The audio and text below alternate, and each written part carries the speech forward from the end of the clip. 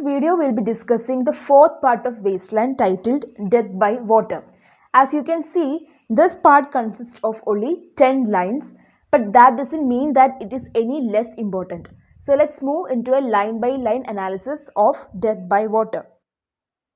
Before we begin, I would like to remind you that the links of Wasteland playlist videos are available in the description.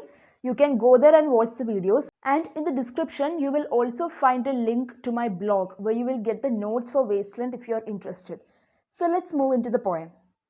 As usual, we will begin with the title of this part, Death by Water.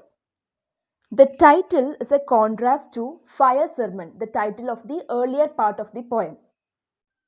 In the part titled Fire Sermon, the poet focused on purification by the element of fire.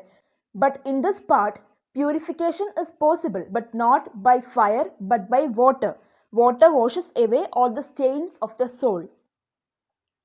The title also reminds us of Sibyl's words. Sibyl's wish was to die. So that theme of death is also highlighted through the title. Now let's see the lines. From the lines we understand that Phlebas the Phoenician has been dead for over a fortnight. That is for 14 days, 2 weeks. And in this state, he has forgot the cry of the seagull and he doesn't remember anymore about the profit, loss or other materialistic things of his life.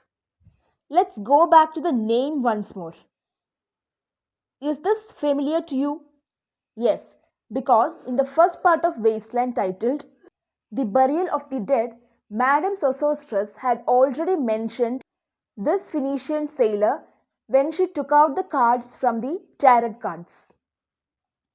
She had also warned us repeatedly to fear death by water.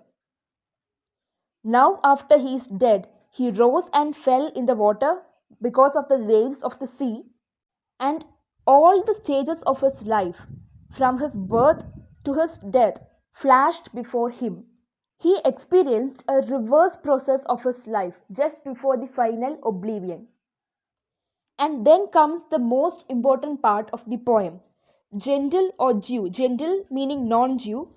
So the narrator is talking to both Jews and non-Jews, meaning everyone in general. The lines goes like this, Gentile or Jew, O you who turn the wheel and look to windward, consider Phlebas who was once handsome and tall as you. So this is like a warning or like a reminder to the readers. He says, Phlebas was also once a man who was very concerned about his profit, about the physical pleasures of the world. But his death changed everything. It released him of all these worldly worries. So we are being reminded that if we don't get rid of all these temptations of wealth and pleasures, our life will be only a whirling wheel followed by death, just like Phlebas. So that's all for this video. If there is any more information that you want to add, you can freely add it in the comments so that others can also benefit from this. And if this video was useful to you, then please don't forget to subscribe. And thanks so much for watching.